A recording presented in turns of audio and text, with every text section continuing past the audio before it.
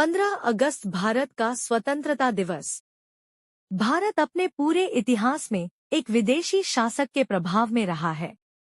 यह कभी भी अपने राजनीतिक भाग्य के नियंत्रण में नहीं था, न ही इसे कभी वैध देश माना गया। भारत प्राचीन काल से अस्तित्व में था, लेकिन यह एक भौगोलिक इकाई के रूप में एकजुट था। कोई भी एक शासक हमारे वर्तमान भूभाग पर शासन नहीं करता था। विदेशी व्यापारियों द्वारा हमें भारतीय कहा जाता था, क्योंकि सिंधु नदी हमारे भूभाग में बहती है। भारत पर आक्रमण करने वालों में फारसी, यूनानी, मुहम्मद बिन कासिम, मुहम्मद गोरी, तैमूर, बाबर, नादिर शाह, अहमद शाह, सिकंदर महान और ब्रिटिश ईस्ट इंडिया कंपनी शामिल है।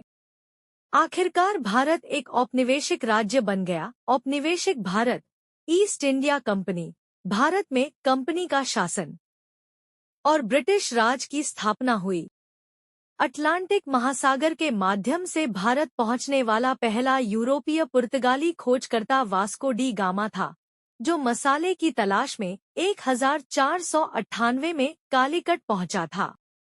एक शताब्दी से भी अधिक समय बाद डच और अंग्रेजों ने भारतीय उपमहाद्वीप पर व्यापारिक चौकियां स्थापित कीं, जिनमें से पहली अंग्रेजी व्यापारिक चौकी 1613 में सूरत में स्थापित की गई। अगली 2 शताब्दियों में अंग्रेजों ने पुर्तगालियों और डचों को हराया, लेकिन फ्रांसीसियों के साथ संघर्ष जारी रहा। 18वीं शताब्दी के पूर्वार्ध में मुगल साम्राज्य के पतन ने अंग्रेजों को भारतीय राजनीति में पैर जमाने का मौका दिया। पलाशी की लड़ाई के दौरान ईस्ट इंडिया कंपनी की सेना ने बंगाल के नवाब सिराजुद्दौला को हराया और कंपनी ने खुद को भारतीय मामलों में एक प्रमुख खिलाड़ी के रूप में स्थापित किया। बक्सर की लड़ाई के बाद इसने बंगाल, बिहार और ओडिशा पर प्रशासनिक अधिकार प्राप्त कर लिए। टीपू सुल्तान की हार के बाद दक्षिण भारत का अधिकांश हिस्सा कंपनी के प्रत्यक्ष शासन के अधीन आ गया। धीरे धीरे अंग्रेजों ने पूरे देश पर नियंत्रण कर लिया और शासन किया। लंबे समय के बाद भारत के लोगों ने औपनिवेशिक शासन से पूरी तरह मुक्त होने और स्वतंत्रता की मांग करने का प्रयास किया। लोगों ने विभिन्न दलों के माध्यम से अहिंसा और हिंसा के आंदोलन को संगठित किया और उसमें शामिल हुए।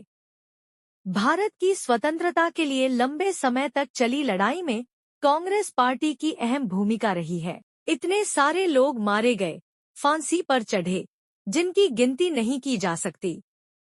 आंदोलन के संदर्भ में महात्मा गांधी, सुभाष चंद्र बोस, जवाहरलाल नेहरू, भगत सिंह, मौलाना अबुल कलाम आजाद, वल्लभ भाई पटेल, दादा भाई नौरोजी, अरविंद घोष, खुदीराम बोस, विनय, बादल, दिनेश और कई अन्य नेता स्वतंत्रता की लड़ाई में सराहनीय हैं।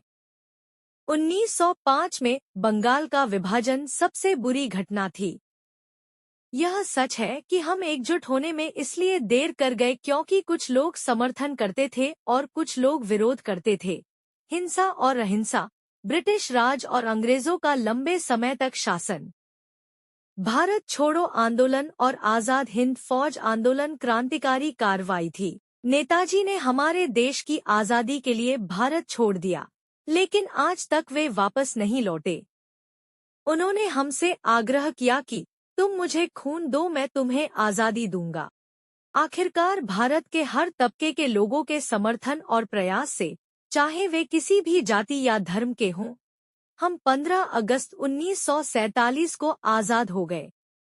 अब एक नागरिक के तौर पर हमारा कर्तव्य है कि हम अपने देश को एकजुट रखें और भारत और इसके लोगों के लिए कर्तव्य और जिम्मेदारी का निर्वहन करें। आज हमें शपथ लेनी चाहिए। हम शपथ लेते हैं।